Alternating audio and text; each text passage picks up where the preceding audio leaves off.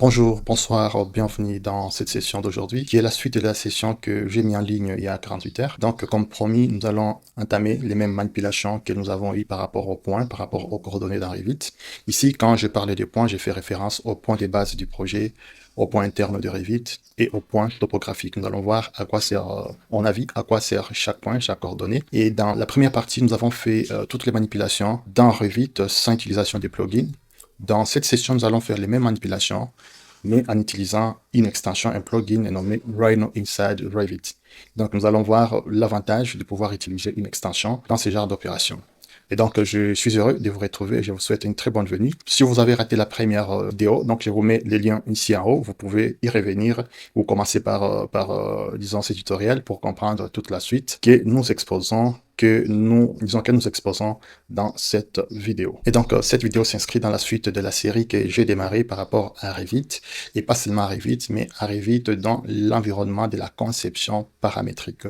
Bien sûr que de temps en temps, nous aurons des tutoriels pur Revit, et d'autres pour la suite, nous aurons également des tutoriels où nous plongeons dans les concepts de la conception parasismique, disons de la conception paramétrique avec l'environnement des Rhino Inside Revit et Grasshopper. Alors, ici, nous sommes dans Revit standard, Revit pur, ok? On n'a pas utilisé d'extension, de plugin. Maintenant, nous voulons utiliser des plugins à ce niveau-ci, ok? Alors, pour ceux qui ne le savent pas, quand vous êtes, comme je disais avant, dans Revit, nous avons le plugin Dynamo qui est natif.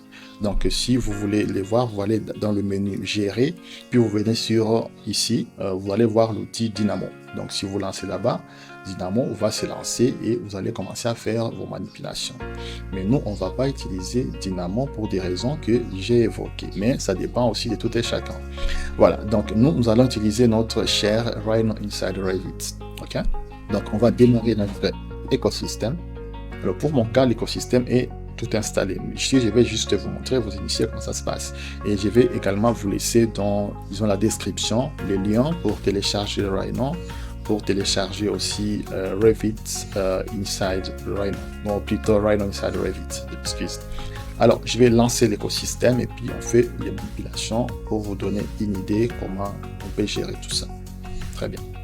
Alors, l'heure est arrivée de pouvoir découvrir l'écosystème de Rhino Inside Revit. Donc, nous allons devoir d'abord découvrir de façon beaucoup plus concrète les différents logiciels et extensions, plugins qui interviennent dans cet écosystème. Et après quoi, nous allons voir encore la thématique de la gestion des coordonnées des points de Revit à travers, disons, notre écosystème de Rhino Inside Revit. Alors, pour démarrer ça, en fait, vous devez devoir premièrement avoir le plugin Rhino Inside Revit installé sur votre ordinateur et donc intégré dans Revit. Donc, je vous mets dans la description les liens pour télécharger gratuitement, disons, Rhino version 8 et qui doit marcher avec votre système.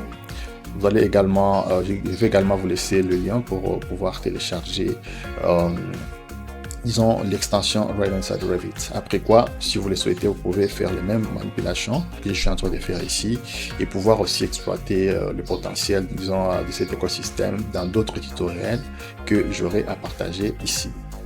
Voilà, alors pour moi c'est déjà installé. Alors pour ceux qui ne le savaient pas encore, quand vous ouvrez Revit et si vous voulez utiliser l'extension Dynamo, vous entrez dans le menu Gérer et vous verrez ici à votre droite l'outil, ici l'icône du Dynamo. Donc si vous cliquez dessus, vous allez du coup lancer Dynamo si vous voulez faire de la conception paramétrique avec cette extension. Pour notre cas, nous allons plutôt utiliser Rhino Inside Revit. Ok? Donc, je vais ici, moi, comme j'ai déjà tout installé, donc je vais lancer le plugin. Ok? Donc, je viens cliquer dessus. Et quand je clique dessus, alors j'ai ici quelques outils qui se présentent ici. Donc, ce sont les outils qui vont me permettre de pouvoir intégrer, disons, l'extension en question. Alors, comme j'ai dit un peu au début, donc nous avons Revit, donc c'est les logiciels principaux. Nous avons Rhino, donc Rhinoceros qui est ouvert, qui est déjà intégré dans Revit. Donc si je clique sur le bouton là, je vais lancer Rhino directement à l'intérieur de Revit. Mais j'ai également Grasshopper qui est aussi intégré comme plugin dans Revit. Donc déjà vous voyez l'ampleur que ça prend. Vous avez Revit, comme la base, mais vous avez d'autres logiciels qui vont interagir avec Revit, ce qui est très intéressant ici. Alors, quand vous lancez souvent, moi j'ai lancé un peu avant, quand vous lancez assez souvent, tous les autres outils sont gelés, sauf celui-là. Donc, pour lancer, vous cliquez sur celui-là pour lancer en fait l'écosystème. Dès que c'est lancé, tous les autres icônes ici seront, disons, dégelés et vous pouvez commencer à exploiter. Alors, premièrement, nous allons découvrir. Donc déjà pour Revit, je pense que vous en savez un peu. Il y a d'autres tutoriels qu'on avait fait avant où on explique un peu de certaines bases. Alors ici, je vais nous faire découvrir d'abord premièrement Rhino. Donc vous cliquez ici et je viens de lancer Rhino dans Revit. Okay? Donc on a cette facilité avec cet écosystème de pouvoir travailler sur plusieurs fenêtres, plusieurs logiciels au même moment. Donc quand je suis sur Rhino, je ne suis pas obligé de fermer Revit. Donc tout se passe en temps réel. Tout comme je peux utiliser aussi Rhino, ici la version 8, sans Revit. Donc si je ne vais pas intégrer l'écosystème Rhino inside Revit, je peux lancer, disons, Rhino uniquement avec le plugin Grasshopper. Je peux travailler aussi sans des difficultés. Mais ici, nous pouvons nous inscrire dans cet écosystème avec l'intégration depuis. Alors ici, pour utiliser tout ce qu'on va faire, vous n'êtes pas obligé à maîtriser Rhino. C'est juste avoir quelques notions très rudimentaires et c'est tout. Parce que ici, on va juste utiliser ce logiciel Rhino ici, juste pour visualiser ce que nous sommes en train de faire. Okay? Le gros du travail va se passer du côté Grasshopper. Donc ici, nous aurons juste à visualiser, tout comme ce qu'on visualise ici. On va l'importer aussi dans Revit et pouvoir mener certaines opérations qui sont spécifiques à Revit. Voilà, donc ici nous avons notre espace graphique qui s'est divisé en 4. Donc on peut voir la 3D au même moment que les autres plans. Ok, on peut le voir, mais si je clique ici, je peux uniquement voir la 3D. Si je fais encore un double clic, je vais revenir sur, disons, les 4 vues. Tout comme je peux aussi paramétrer, on verra ça plus tard, soit je reste sur 2 vues, 3 vues ou une seule vue.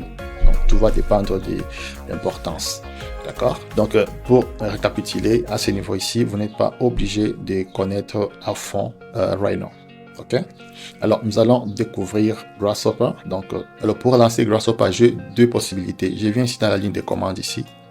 Vous voyez là-bas, je peux juste taper à l'intérieur Grasshopper. Si je valide, ok, il va directement lancer l'extension Grasshopper. Ou si je ne veux pas, je peux juste venir cliquer sur l'icône ici de Grasshopper et je vais lancer les logiciels en fait. Donc je vais effacer ce qui était fait avant. Alors ce qui va nous intéresser ici, je vous présente comment ça fonctionne. Ok. Alors ici, les plugins Grasshopper ici, ce n'est pas pour, disons, afficher, disons, graphiquement, tout ce qu'on veut modéliser. Ok? Ça nous permet juste de mettre en place le script. Ici, quand on utilise ces logiciels, c'est de la programmation en fait. Donc, il faut avoir une pensée algorithmique. Ok? On y reviendra plus tard. Par exemple, on va nous dire dans cet écosystème, la pensée algorithmique, c'est-à-dire quand vous avez, disons, tout un problème, vous avez une conception à faire, c'est de vous d'abord de comprendre tout ce que vous aurez à faire. Et puis comme c'est un grand problème, vous allez les diviser à des petits problèmes de façon modulaire. Et chaque petit problème sera un script et vous allez interconnecter avec les autres pour donner un résultat quelconque. Ok? Alors, cette extension fonctionne sous forme est constitué des blocs et des fils qui permettent de connecter de différents blocs pour faire fonctionner un script donné. Je vais m'expliquer. Par exemple, si je vais par exemple dessiner une ligne, j'ai un bloc que je dois appeler. Ce bloc va me permettre de pouvoir mettre en place tout ce qui est nécessaire pour dessiner une ligne, pour dessiner un cube, pour dessiner ou faire une extrusion, pour beaucoup de choses.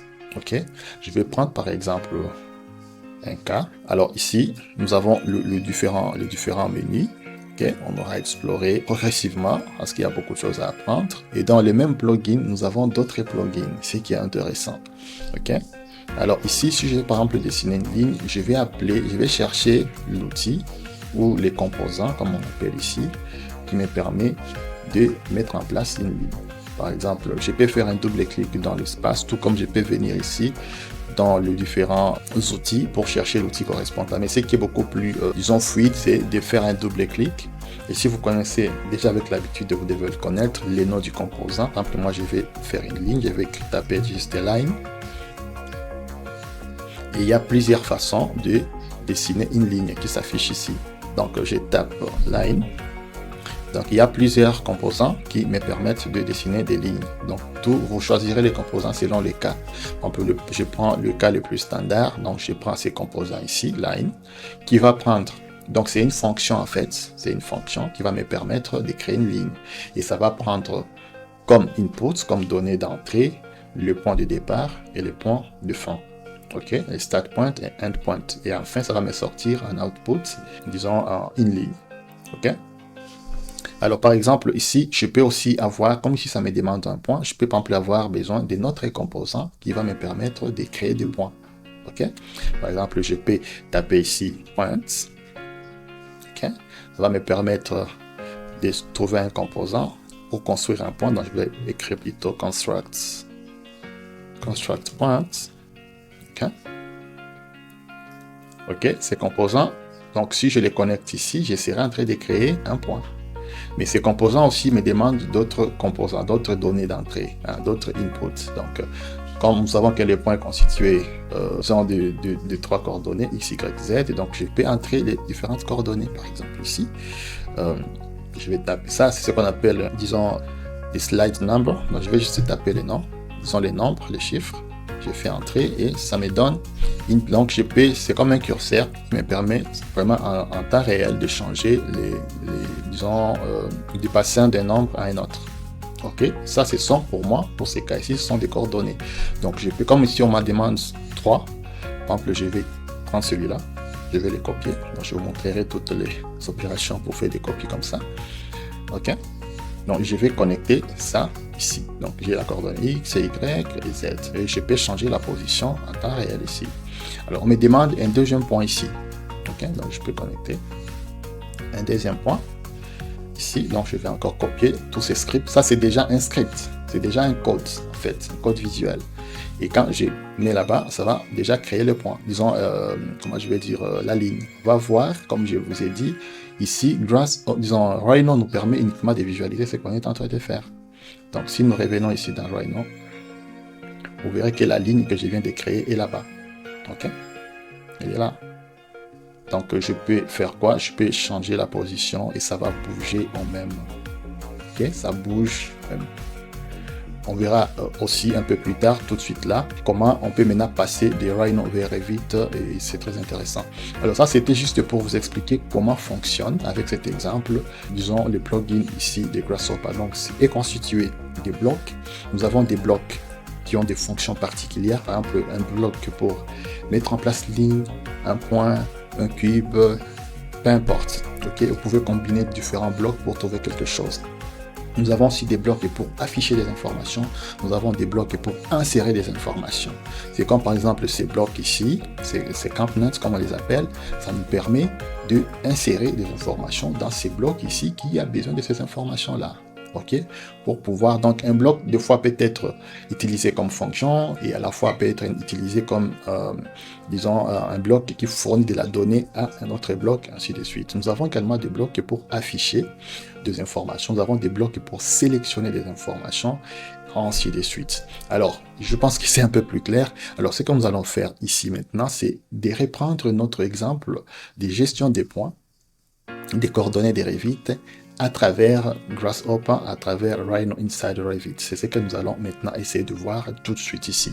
Donc, je vais tout effacer. OK? On va reprendre. Alors, ici, nous aurons également, ce que je dois signaler ici, j'étais juste en train de vous montrer des composants. Il y a des composants qui sont uniquement spécifiques à Grasshopper, que vous utilisez uniquement avec Rhino. Nous avons aussi des composants qui sont directement liés à Revit. Et ici, nous allons faire une combinaison de tous ces composants-là. Donc, comme on va le voir ici, je vous les présente vite. On rentre sur la présentation. Alors ici, nous avons quelques principaux composants que nous allons utiliser. Donc, nous aurons par exemple ces composants qu'on appelle Site Location Identity, qui nous permet de collecter automatiquement les données par rapport à un site. données. Donc, si les topographes, si on vous a transmis par exemple un fichier avec des données topo et tout par rapport au projet, ces composants, quand vous l'appelez, il va directement vous afficher les informations liées au site. Ok. Nous avons aussi ces composants Project Location qui nous permet maintenant de fixer, disons d'appeler, plutôt d'appeler les informations, les données d'un site et de pouvoir les implémenter dans un projet. Ok, un projet concret, un projet qui est en évolution. D'accord. Ok. Donc, alors ici, nous allons revenir sur notre exemple. On a vu quelques composants qu'on va utiliser. Alors ici, je vais par exemple, je vais savoir les informations du site actuel. Ok. Je veux le savoir. Alors, je vais appeler un composant qu'on appelle Site Location Identity. Donc, je vais taper ici. Donc, souvent, moi, j'utilise, c'est comme un appel des commandes. Je clique, puis je vais taper Site Location. Là, il est là. Donc, je vais le prendre. Donc, Site Location Identity. OK? Alors, celui-ci va me demander, disons, un autre composant qui contient les informations du site actuel. OK? Comme ça, moi, je peux échanger selon les informations qui ont été transmises. OK? Alors là, je vais appeler les composants qui contiennent les informations du site qui est en cours. Donc, on appelle par ces composants des queries. Sorry, je vais changer. Query site. Query site location. Voilà, c'est ça. Alors, ces composants ici contiennent bien des informations du projet. Donc, si je vais visualiser, voir ce qu'il y a à l'intérieur ici comme information, je vais prendre ces composants ici qu'on appelle panneau. Donc, je vais le mettre sur le Canva et je vais afficher ici. Il va me donner des informations du site actuel. OK. Donc, ici, il me dit que j'ai des informations. J'ai des informations sur Paris. J'ai des informations, disons, du site par défaut de Revita. Alors, je vais reprendre, donc je vais ramener ça. Donc, pour, disons, glisser, disons, connecter les blocs, donc vous amenez votre curseur ici, au niveau de ces poignées. Vous faites un clic, dès que ça se présente comme ça avec la flèche, vous allez connecter. Donc là, on voit qu'actuellement, il n'y a aucune donnée à l'intérieur. Alors, qu'est-ce que moi je dois faire? Je dois venir connecter ces informations là-bas et ça me donne des informations dont j'ai besoin ici. Voyons, est-ce que je suis au bon endroit? Site location, ok. Et là, j'ai les informations qui me sont données par rapport au site. Ici, c'est quoi? C'est l'élévation, les noms, ok, les place names. Nous avons les time zones, donc les fuseaux horaires. Nous avons la latitude et la longitude. Donc, je peux tout afficher. Donc, nous avons toutes les informations ici que je peux afficher. Longitude, latitude, tout, les noms du site et comme ça. Okay? Donc ça nous permet de prendre toutes les informations par rapport au site. Okay? Alors si on voit, on revient encore sur ce qui se trouve dans Query Site Location. Donc je prends ça. Donc, nous avons ici deux sites. Donc nous avons le site de Paris, nous avons aussi les sites locaux ici, Private Site Location, non, Revit Site Location. Okay? Alors ici, il nous a juste donné les informations, je pense bien, par rapport à Paris, ici. Okay? Donc, je peux tirer pour voir toutes les informations. Mais si je veux, par exemple, aller ici, il y a plusieurs façons de pouvoir sélectionner, de dire, ok, moi je suis sur les sites d'indice 0, l'autre soit sur les sites d'indice 1. On va voir comment faire cette sélection juste après. Alors, on va faire un tour un peu dans Revit. Donc, si par exemple, je reviens ici sur Gérer, je viens ici sur ici Emplacement, ok. Je vais pas enregistrer. Ok. Donc, si je suis connecté, je peux rechercher un site quelconque, ok. Par exemple, voyons, ok. Donc, nous avons déjà toute une liste de villes, des sites déjà ici. Liste des villes par défaut. Nous avons toute une liste des villes. Donc, on peut changer. OK. On peut changer, chercher la ville. Par exemple, si vous êtes, donc, je dirais par exemple à Londres, c'est pas moi, Liège, vous êtes à Kinshasa, vous pouvez chercher les noms ici. Par exemple, voyons. On va chercher par exemple Kinshasa. Donc ici, je peux chercher par exemple Kinshasa. On va chercher ensemble. Donc on doit être quelque part ici. Je vois Kampala. Je dois descendre un peu. Voilà, par exemple, là, on est Kinshasa. Donc ici, chaque fois qu'on clique, il nous donne le référence, latitude, longitude et les fuseaux horaires également. Par exemple, ici, je peux, voyons, utiliser l'heure d'été. Donc, je peux set. Ok, ici, nous avons les informations, latitude, longitude, nous avons les fuseaux horaires. Donc, si j'ai fait OK, évidemment, c'est fort possible que nous ayons Kinshasa qui vient s'afficher ici avec toutes les données. Donc, tout se passe en tout cas en temps réel. Alors, ceci dit, alors nous allons maintenant essayer un peu de voir comment sélectionner un site quelconque et puis comment on peut, disons, déplacer un projet d'un point, par exemple, du point de projet vers le point topographique. Alors, pour ce faire, je vais faire ces manipulations ici, juste en bas. Donc, j'aurai toujours à utiliser ici le composant nommé project location. Okay. Project location. Ok, il est là. Ok. Déjà, dès que j'appelle ces composants directement, il prend automatiquement les références du projet qui sont actuellement implémentés dans le fichier que j'ai ouvert. Comme ici, déjà, on le voit directement, il m'affiche disons, la position de ces 3 points. Pardon, ça va me les afficher directement ici dans Rhino. Donc, c'est exactement la situation que j'ai. Ici dans Revit. Donc, vous voyez, si j'essaie par exemple de déplacer, j'essaie de déplacer le point topographique. Là aussi, ça va bouger. Donc, je vais essayer d'aller un peu plus loin.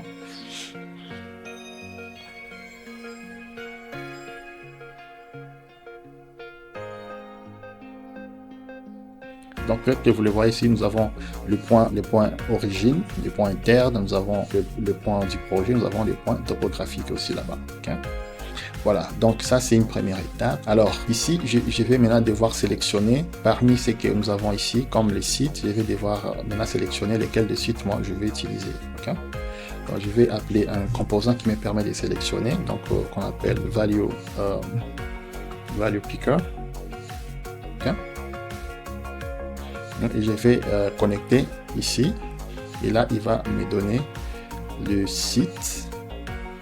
Donc ici, donc j'ai déjà ces composants qui me permettent de trouver les données du site actuel, les sites courants.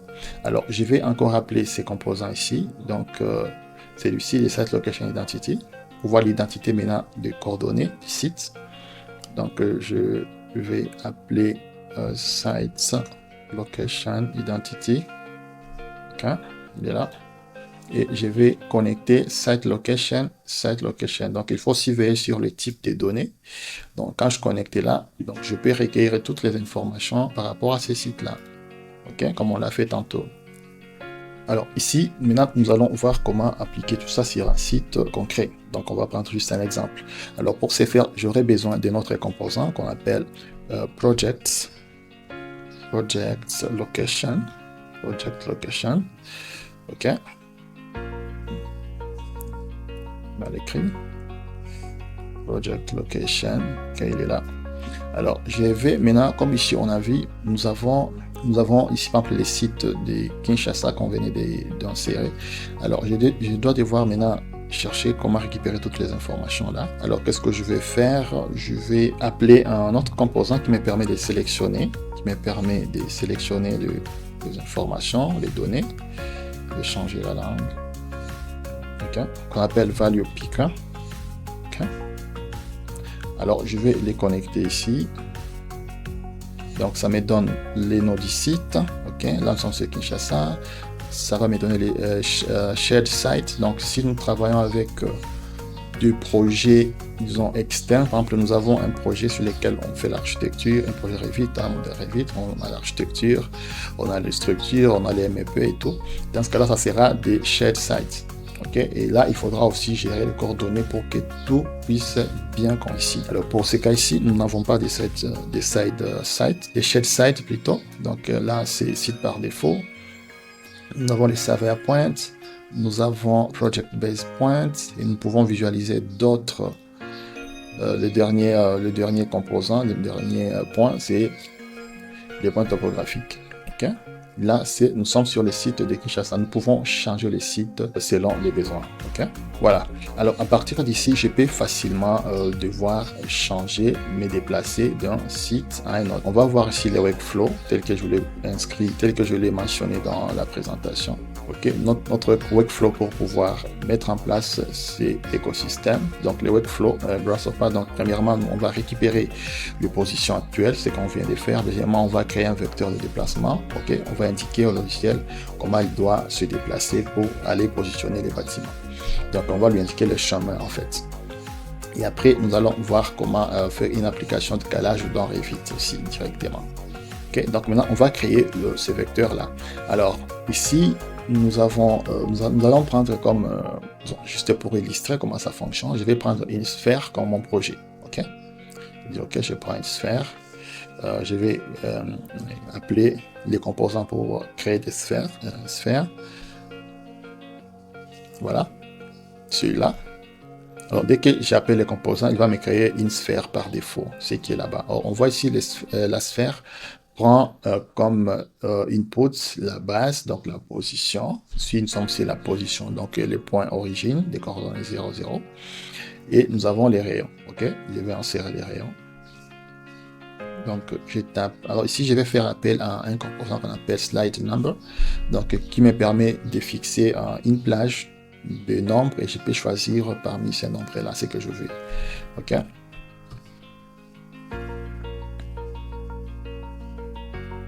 Je vais prendre un dixième. Je peux aller jusqu'à 10 dixième. J'entre. Donc, je peux récupérer. Donc, ici, par exemple, nous sommes à 0, c'est-à-dire notre sphère est là, mais des rayons 0. Voilà. Alors, si je bouge ici, un peu, la sphère va commencer à apparaître. Voilà, la sphère est là-bas. Voilà. Okay. Alors, ça, c'est, supposons, notre projet. C'est juste un exemple. OK? Alors, je dois créer un vecteur, comme on a dit là-bas. OK? Ça va nous permettre, quand nous savons que le vecteur a un sens, une direction et ils ont une valeur. OK? Alors, ce que je vais faire, je vais appeler un vecteur. Donc, je appelle un composant qui me permet de créer des vecteurs. OK? Je vais créer vecteur. Vecteur des points. Donc, j'aurai des points. Donc, ça sera du genre, je quitte ces points vers ces points. De base, je peux quitter ces points vers les points topographiques, je peux quitter ces points pour aller vers les points internes. Donc, j'aurai besoin de 2 points. Okay, je prends ce composant. Alors, je vais prendre le premier point. Alors, pour récupérer les centres de la sphère, il y a un autre composant, un composant Grasshopper. Je vais appeler un composant nommé volume, de volume. Okay? Volume. Okay? Ce composant a pour avantage de me donner les centres. Ça va me donner juste aussi dans le volume, ça me donne également le centre. Donc, voilà, ici, ça me donne le volume de la sphère. Donc, si je change, par exemple, les rayons ici, voilà. Si je change les rayons, vous verrez que le volume va aussi changer. Mais ce qui m'intéresse ici, c'est de récupérer les centres de la sphère. Donc, ces centres de la sphère peut être, par exemple, un point donné sur votre ouvrage. Okay? Comme ça qu'il faut le comprendre. Alors, ces points, je vais venir les connecter ici pour créer le vecteur. OK? Alors, il me manque un deuxième point. Le deuxième point sera soit un point de base, soit les points topographiques, soit les points origine. Donc, je vais venir le piquer ici. OK? Je viens le prendre ici et je vais connecter là-bas. OK? Là, je viens de créer un vecteur. Nous pouvons essayer un peu de le visualiser. Alors, comme je vous ai dit, il y a des composants qui nous permettent de visualiser. Donc, qu'est-ce que je vais faire? Okay, qu'est-ce que je vais faire? Alors, je vais prendre un composant qu'on appelle Vector Display. Vector Display. OK, il est là. Donc, ça va me prendre le vecteur que je vais afficher. du vecteur, ça va me donner les points d'ancrage du vecteur. Ok, ici, nous sommes où? Nous sommes au centre de la sphère, donc un point de notre projet, et je vais les connecter là-bas, et vous voyez, il m'affiche le vecteur, il est ici, si vous le voyez bien en vert. Donc si, par exemple, je changeais, donc ici, notre vecteur pointe vers le point topographe. Par exemple, si je vais aller sur ces points ici, je viendrai juste venir cliquer là-bas et il va changer. Si je pars sur les points origine, je vais le faire. C'est juste à l'intérieur, là-bas à l'intérieur. C'est juste à l'intérieur de la sphère. Voilà. Ok, donc là, on vient de créer le vecteur tel que demandé là sur notre workflow. Alors, il va me rester maintenant à pouvoir déplacer, voir comment je vais déplacer mon projet ici, la sphère de ces points, donc de ces points vers ces points ou de ces points vers cet autre point là. Alors, je vais utiliser un autre composant, Grasshopper, qui me permet de déplacer une forme géométrique ou tout un projet. On l'appelle les Move. Je vais appeler le composant Move. Move me prend une géométrie quelconque. Pour nous ici, la géométrie, c'est la sphère. Ok, je vais prendre la sphère. Je vais connecter là-bas. Ok, je vais connecter là-bas. Après, je vais maintenant ici, il y a une autre donnée qu'on appelle motion, donc pour dire mouvement, motion. Ici, ce qui va indiquer les mouvements de déplacement, c'est le vecteur, comme on vient de le voir ici. Donc, si je shift ici, je peux aller vers là, je peux aller vers là aussi. Alors, moi, j'ai déjà créé mon vecteur, il est ici, ok? Donc, je vais prendre le vecteur comme les paramètres ici, de motion, et je vais les connecter. Et là, directement, vous voyez que je viens de quitter de ces points vers là. Là, c'est la copie. Donc, je peux masquer cette copie-là pour éviter les confusions. Donc, je sélectionne le composant. Qu'est-ce que je dois faire? Je dois appuyer avec la roulette, la molette de la souris. J'appuie très fort. Semi-contextuel arrive et je viens masquer ici la vision. Donc, il est parti. Voilà, il n'est plus là, notre sphère. Okay? Alors, c'est-à-dire quoi? C'est-à-dire, à partir de là, si je vais déplacer mon projet d'un point à un autre, pour une raison ou une autre raison, je viendrai uniquement dans ces sélecteurs ici. Ok, on peut dire que je vais rentrer au point de base du projet et il va se déplacer. L'opération qu'on faisait un peu difficilement dans Revit pur, standard. Donc il fallait que on fixe d'abord les points de base, qu'on sélectionne tous les projets. Alors imaginez que vous avez un grand projet. Et pour tout sélectionner, ça sera un peu pénible avec tous les risques à pouvoir se tromper. Mais avec ces scripts ici, vous l'avez et vous pouvez l'utiliser sur beaucoup d'autres projets. Vous n'avez qu'à venir shifter pour vous déplacer, tel que vous le voyez ici. Ce qui est très intéressant. Okay? Alors, ici, je viens donc de déplacer, de créer une copie, on dirait, pour pouvoir déplacer mon projet d'un point à un autre. Okay? Donc, je peux quitter du point de base vers le point topo, etc.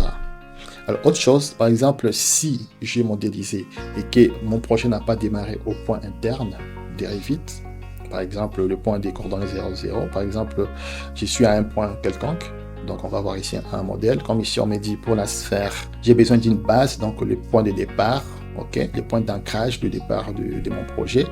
Donc si je suis, par exemple, dans le plan XY, donc pour chercher le plan XY, vous tapez juste XY, il va venir, voilà, il est là, donc le plan est là-bas, vous voyez. Après, je peux connecter, donc par défaut, le plan est rattaché au point interne, au point de référence. Okay? Donc, je vais connecter là-bas. Alors, moi, je vais déplacer ces points à, disons, la sphère à un point quelconque. Donc, je vais créer, par exemple, un point ici. Ok, je vais créer un point. J'appelle un composant pour créer le point. Donc, construct point. Donc, il y a plusieurs façons, bien sûr, de créer des points. Je vais appeler le slide number. Donc, je vais taper juste 150 par exemple, à l'intérieur. Je fais entrer et je vais copier ces slide number 3 fois. Donc pour copier, c'est très simple, vous appuyez sur les composants, puis vous venez appuyer sur la touche Alt de votre clavier, vous maintenez et puis vous déplacez. Okay? C'est simple. Donc je peux effacer, c'est un peu de trop. Donc là je vais connecter à X, Y, Z, voilà. Alors ça, c'est les points que je vais créer, que je viens de créer. Il est où? Est-ce qu'on peut les localiser? Voyons voir.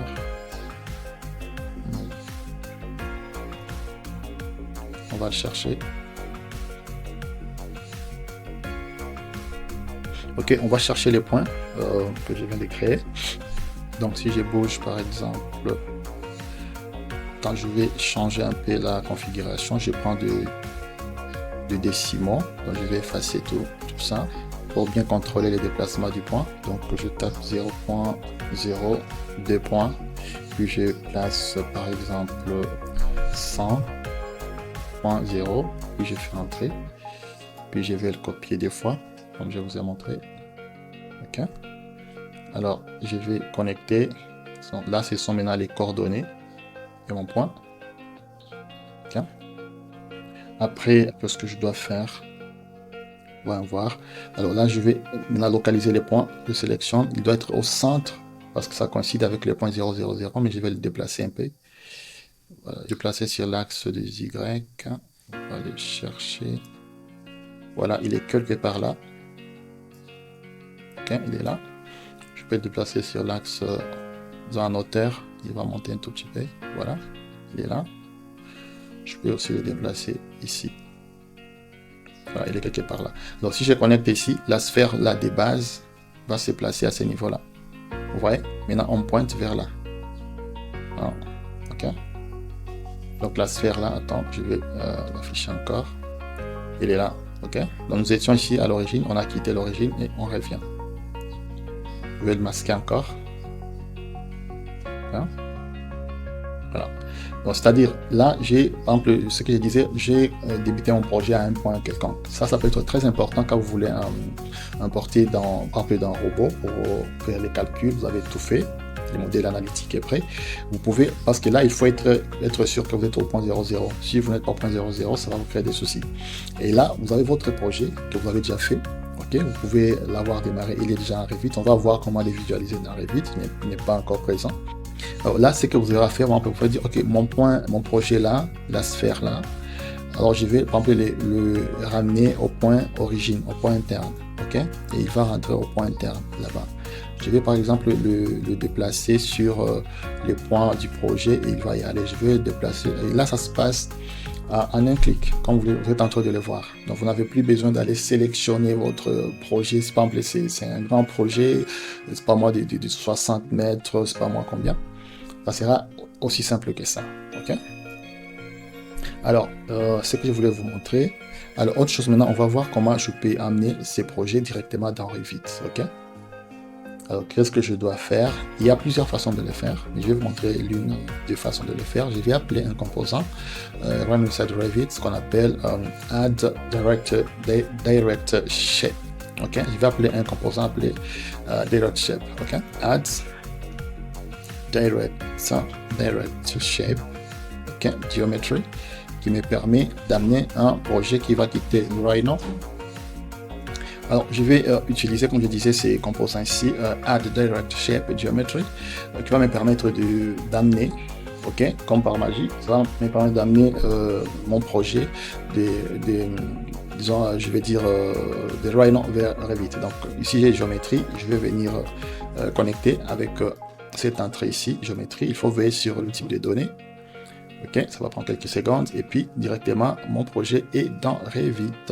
Alors Direct Shape, c'est un composant qui vous permet disons d'amener votre projet de Grasshopper vers Revit, mais ça présente quelques particularités parce que dès que vous l'avez connecté, si vous déconnectez par exemple le script, les projets vont rester dans Revit bien sûr, mais vous aurez des difficultés à les changer de façon paramétrique. Donc pour pouvoir le modifier paramétriquement, il faudra toujours que l'écosystème soit fonctionnel. Par exemple, ici, je peux vous montrer, si par exemple, je vais changer la position de notre sphère, voyons, disons plutôt la taille de notre sphère, vous verrez, ça va se passer directement en live, et dans Rhino, et dans Revit. Okay, ouais, ça va changer au même moment. Mais si le script n'est pas là, ça ne va pas changer. Vous voyez d'où l'importance qui est ici avec Rhino, vous pouvez faire des formes les plus complexes que vous pouvez imaginer. Ce qui est difficile dans Revit. Avec Revit, vous aurez chaque fois à faire les composants ici, tout et tout. Ça prend du temps, c'est pénible, c'est limité. Mais avec Grasshopper et Rhino, vous pouvez faire toutes les formes. On verra la facilité que ça présente. Et quand vous avez toutes ces conceptions-là, en tout cas le plus fou que vous pouvez imaginer, vous pouvez facilement les amener dans Revit et commencer à y appliquer certaines propriétés Revit. Mais même toutes les propriétés Revit, vous pouvez les faire à travers Grasshopper, que ce soit les matériaux, que ce soit tout ce que vous pouvez imaginer, le ferrage et tout, vous pouvez faire à partir d'ici. On va les découvrir dans des sessions qui viendront. Voilà, donc là c'est ça. Alors ici, on va voir l'application. Je suis ici au point origine. Je suis à l'origine interne de Revit. Donc si je vais bouger, j'ai dit ok, je pars sur le point de base du projet. Donc c'est celui-là. Là c'est le point topographique. Donc si je vais bouger, vous voyez, vous regardez que ça se déplace calmement. Ce qui est un peu difficile quand on était en train de le faire de façon manuelle avec beaucoup de clics et comme ça. Donc je dis ok, moi je vais positionner ça par rapport à ces points-là, ça va aller. Voilà un peu la facilité que ça nous présente avec beaucoup d'implications quand vous voulez importer d'un robot, quand vous voulez joindre des fichiers externes et tout. C'est très capital de maîtriser cette notion, mais aussi de voir de façon augmentée comment on les gère en quelques clics. Donc ces scripts ici, vous pouvez par exemple l'avoir et l'utiliser pour beaucoup d'autres projets. C'est juste venir toucher ici et dire là, juste pour repérer le point de départ et c'est fini, tout va se passer calmement. Voilà. Alors, j'espère que ce contenu vous a plu ou ça vous a donné, disons, envie de découvrir la conception paramétrique à travers l'écosystème Revit, Rhino Inside Revit et Grasshopper. Donc, si ce contenu vous a plu ou ça vous inspire quelque chose, ça trouve un écho dans vous, priez me faire signe à travers le commentaire. Vous pouvez juste commenter Rhino Inside Revit. Et si vous avez besoin de cette présentation, je peux vous l'envoyer par email. Donc, vous pouvez commenter Rhino Inside Revit. Vous laissez votre email, je peux vous partager. Pour toutes vos questions, en tout cas, n'hésitez pas à poser les moi à travers le commentaire pour d'éclaircissement. Je sais que pour certains, c'est un sujet nouveau, mais vous voyez quand même la potentialité que ça nous présente. On verra dans des sessions qui vont venir d'autres potentialités de cet outil qui est juste magnifique. Alors, pour finir, donc si vous voulez poser les bases, si vous ne maîtrisez pas Revit, je vous invite à pouvoir prendre notre formation sur Revit Structure pour les BIM qui se trouve sur notre plateforme. Les liens se trouvent ici. Ok, je vais encore le mettre dans la description. Donc, vous pouvez prendre notre formation parce que pour faire, par exemple, de Rhino Inside Revit, vous devez avoir un minimum de connaissances sur Revit. Donc si vous avez besoin de ces mises à jour, vous pouvez prendre cette formation, ça va énormément vous aider et vous permettre d'entrer dans la conception paramétrique. Également, nous avons une formation sur robot, parce qu'on verra aussi l'implication, parce qu'on a vu également que ces plugins, cette extension travaille également avec Robot Structure, donc sans même pour autant passer par Revit, vous pouvez directement travailler dans Rhino Inside Revit, dans Rhino, et amener votre projet, importer votre projet dans Robot Structure pour faire des analyses, parce que le plugin en soi comprend aussi des outils très efficaces pour faire l'analyse de structure. Donc c'est vraiment quelque chose de très important et je vous encourage de prendre ces formations pour vous mettre à niveau, pour découvrir encore beaucoup plus de concepts qu'on a développés dedans. C'est un réel plaisir. J'espère vous retrouver lors de la prochaine session. Si vous avez des thématiques à proposer, vous avez des questions, elles sont en tout cas le bienvenu. Merci et à très bientôt.